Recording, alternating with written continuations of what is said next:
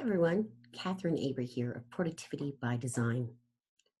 Today we're talking about filers, pilers, and denialers. This is episode 8, which means we have been doing our Uncluttered Office podcast for 2 months. Holy cow. So today I want to talk about a wonderful tool I use called the Time, Space, Style Inventory. This was created by Sina Block of Sane Spaces. She's a good personal friend of mine. She's also in the world of organization. And it's based on a book called How to Be Organized in Spite of Yourself, which is written by Schlinger and Roche. The time and space style inventory is all about figuring out what kind of person you are within your time and your space and how you work. And then the ability to provide you with personalized recommendations for you so that you can work in what we call flow, which I've mentioned before, Mihaly Csikszentmihalyi, who wrote the book Flow. Flow is about being in the zone. It's about being able to work at your best level. And over the last few weeks, we've definitely talked a lot about various tools you can use to figure this out. Today, I'm going to specifically talk about space.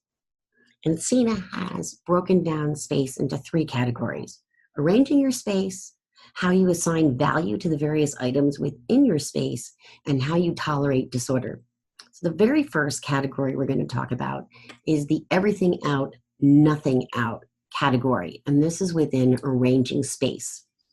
So if you're in everything out, you are a piler. Phyllis, I screwed up here. Can you just cut that one sentence out? So in the everything out, nothing out category, you know what you have and you can find it easily.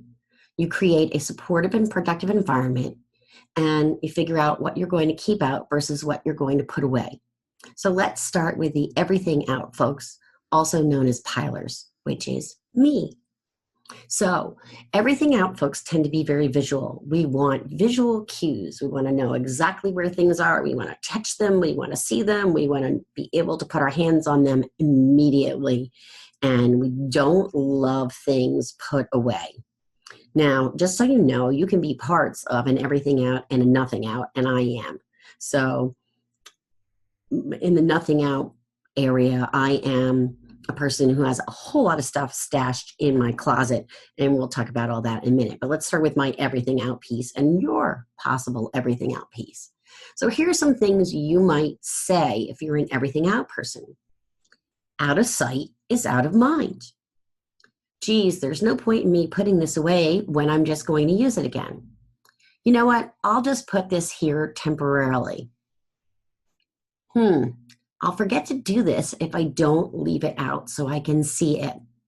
So if that's you, your challenge is that your desk area, your office area, has the appearance of clutter and disorganization. Now, you may say that even though you have a pile of papers, you can put your hands on any piece of paper immediately without any problem. This is where the denialer part comes in, because I call that a river in Egypt, meaning we all deny what is really going on, whether we're a filer or a piler. So let me tell you, denial, it's a river in Egypt. You probably aren't putting your hands right on that paper in that pile unless it's a very small pile and it's specifically related to one project. I know I have done this. I have a judgment-free zone, not a problem. There are ways you can work on this challenge. So at any rate, if you're pressured, you're under a time crunch, you've got a lot to do, your clutter can be really problematic. It's very hard to deal with piles of stuff and have a clear mind if you were rushing around. All your wonderful, quirky personality traits are heightened in a time of stress. It's very hard for other people to find things. I have found this to be true. Clients who have said they'll ask their husband to go in and grab something off their desk. Let's call it a checkbook because they have to pay a bill, but that checkbook's buried under something else. And oh, it's on my desk. Well, you probably know exactly where you left the checkbook on the desk, but your husband doesn't. So that's a personal example. This could work also if you're in business and a group of you are sharing a particular client's file and nobody knows where you left the client file on your desk.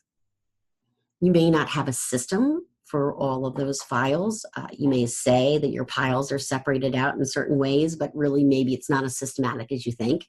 And you may just have too many priorities. So all the things sitting on your desk may be building up, and suddenly instead of having 2 or 3 major projects to do, you've got 7 or 8 priorities on your desk and you're gonna go insane. So here are some solutions. And I know a lot of you want to do things very quickly. So I'm going to suggest that you only take about 15 minutes of your day to work on some of these things and just do baby steps incrementally. So the first thing to do is to remove or put away anything that doesn't serve you. So if there's that spare book sitting on your desk and you just aren't going to read it in the next 6 months, put it on the bookshelf. Put a little label on it if you want to remember that it's the next thing you want to read. Label everything. Hey, there it is, label. Label everything. This really helps with the visual cues, knowing what exactly things are and where they are. I would even go a step further. This is very much me, but remember, I have a design background. I color code everything.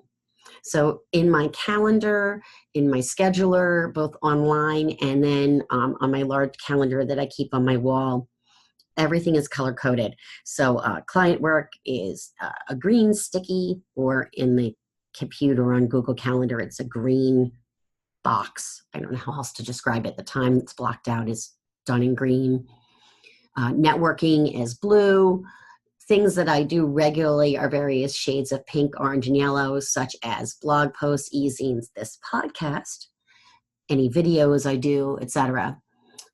Use clear containers so you can see things.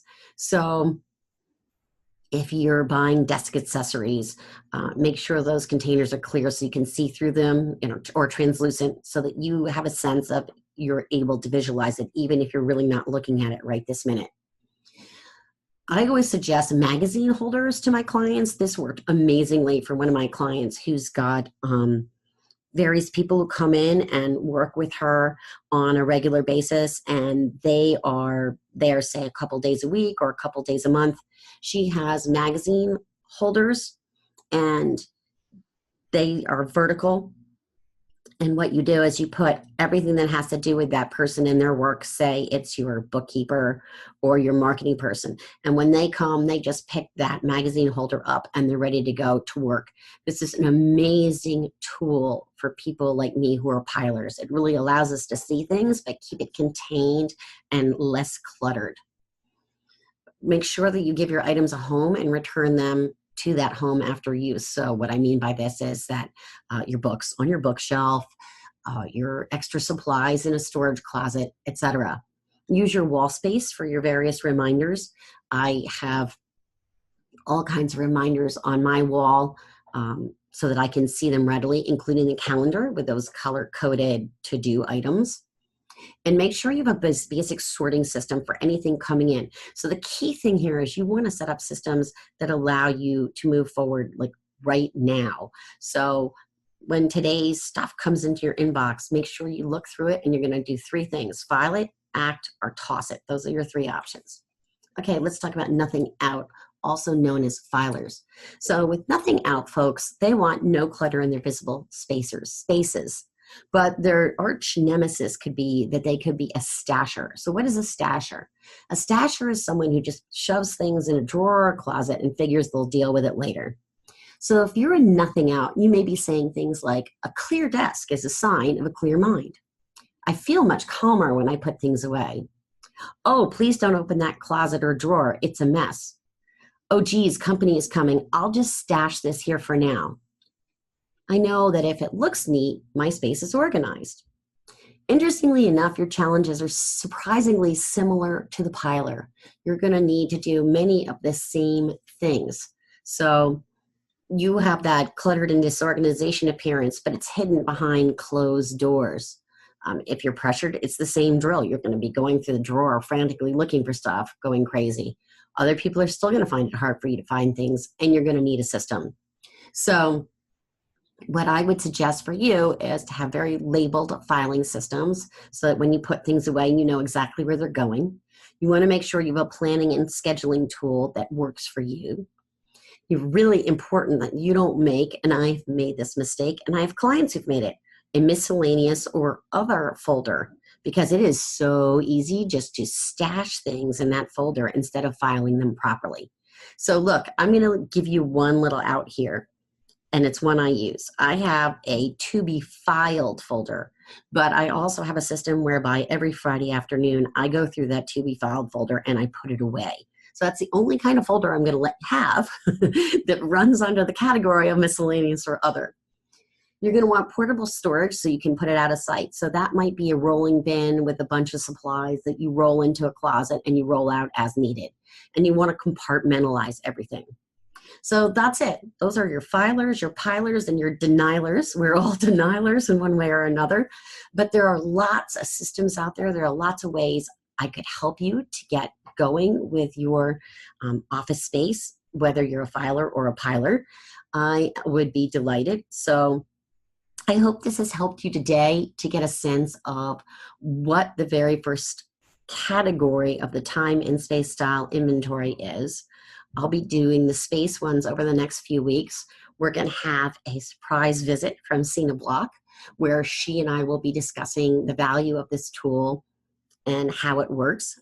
She's an amazing lady with an amazing sense of humor, and we are going to have so many laughs you're not going to believe.